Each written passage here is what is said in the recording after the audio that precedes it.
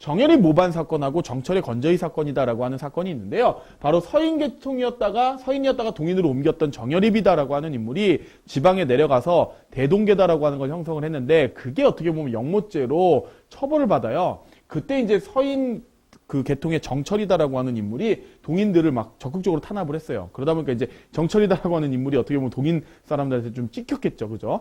그런 찰나에 정철이다라고 하는 인물이 선조한테 광해군을 세자로 책봉해달라라고 하는 그 이야기. 그게 바로 건저의 사건이거든요. 그래서 정철이 선조한테 광해군을 세자로 책봉해달라라고 건의하는 그것 때문에 이제 그 선조한테 밉보여가지고요.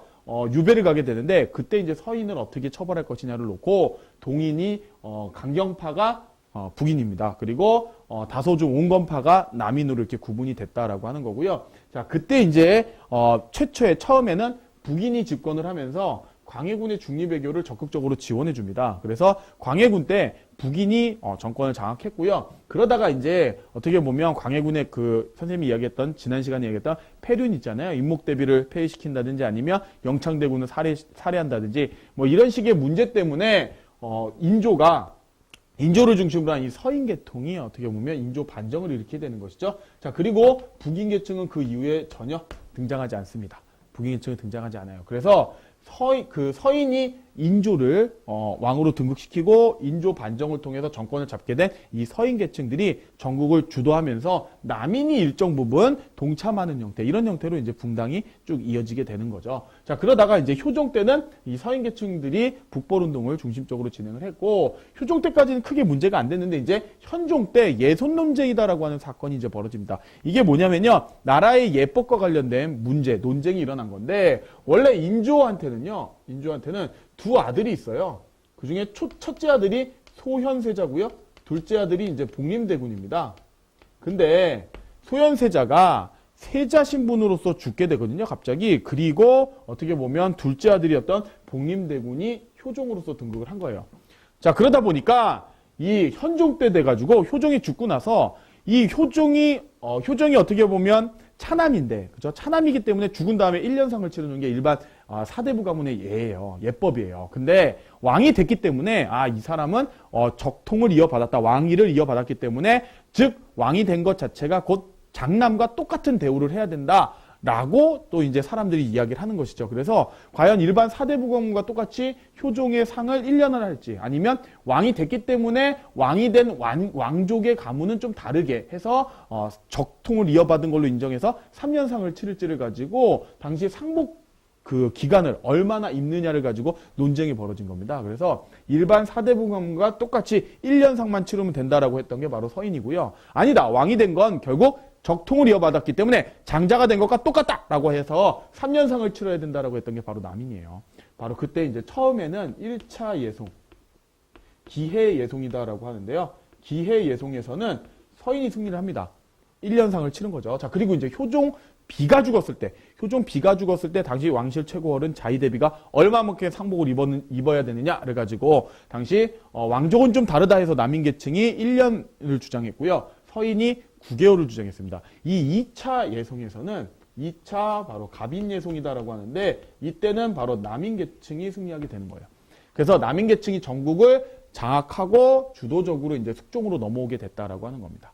자, 이때 이제 남인계층의 이제 대표자, 당시 영의정이었던 허적이다라고 하는 인물이 숙종 때로 넘어와서 당시 자신의 개인 그 지배 행사 때 왕만 쓸 수 있는 그 용봉차일이라는 천막이 있습니다. 그 천막을 가지고 왕한테 허락도 안 받고 막 마음대로 사용하는 바람에 숙종이 눈에 이제 찍히게 된 거죠. 그래서 숙종이 남인계층을 대거 제거하는 사건이 일어납니다. 그래서 당시 어떻게 보면 그 남인계층이 이제 전국을 장악하고 있을 때 숙종은 남인계층을 몰아내야 되겠다 하니까 남인계층의 어떤 관직을 다 박탈하고 서인계층으로 다 채워버린 것이죠. 바로 그게 첫 번째, 바로 환국이다라고 하는 국면국, 그죠? 바뀔 환이다라고 하는 거예요. 그래서 국면이 하루아침에 바뀌는 형태의 환국 정치. 첫 번째 환국인 바로 경신 환국이다라고 하는 겁니다.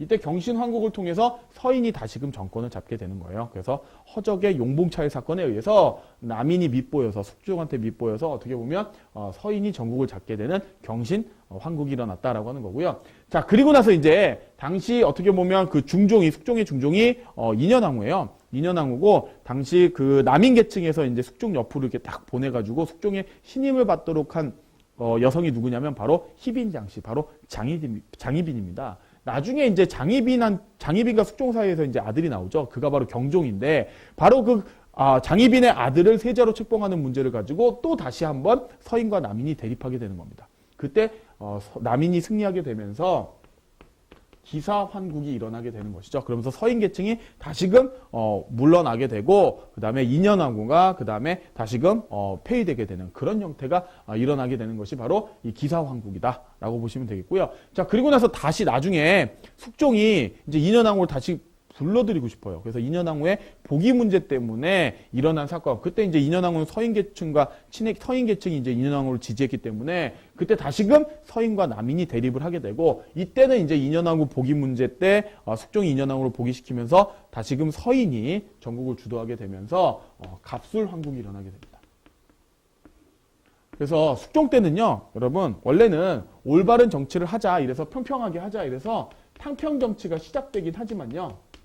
탕평 정치가 시작되긴 하지만 이렇게 하루아침에 국면을 바꾸는 형태, 즉 인사권을 가지고 탕평 정치를 실시하려고 했어요. 그래서 본인을 지지하는, 본인이 마음에 들고 본인을 지지하는 쪽의 사람들을 쫙 관직에 채우고 한쪽을 다 몰아내고 이러면서 하루아침에 국면이 전환되는 황국 정치가 일어났다라고 하는 형태의 어떤 폐단이 문제점이 발생했다라고 하는 거예요. 그래서 숙종 때의 황국 정치, 즉 편당적인 인사권을 가지고 탕평 정책을 실시했기 때문에 나타나는 어떤 황국 정치가 발생했다라고 하는 문제점입니다. 그래서 어떻게 보면 점차 가면 갈수록 숙종 때 가면 갈수록 한 당이 어떻게 보면 권력을 독식하는 형태의 일당 전제화가 일어났다라고 하는 문제점이 생겨요.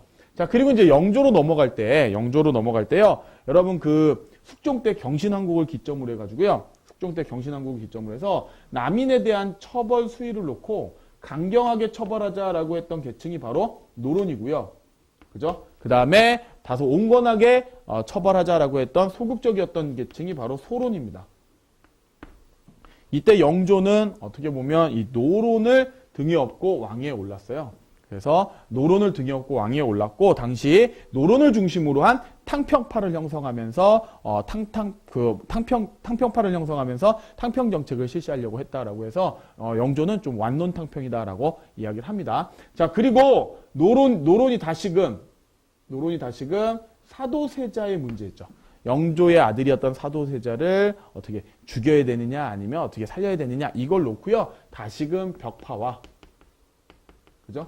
시파로 구분이 되었다. 이렇게 보시면 되겠습니다. 그래서 다소 벽파 쪽은 영조의 외척 계통이에요. 그 다음에 시파 쪽은 당연히 사도세자를 좀 살려야 된다라고 하는 쪽이니까 온건한 계층이니까 사도세자의 외척 계통이다라고 보시면 되겠어요. 그래서 이렇게 다시금 구분이 되는 이런 형태다. 결국 정조 같은 경우는요. 그죠?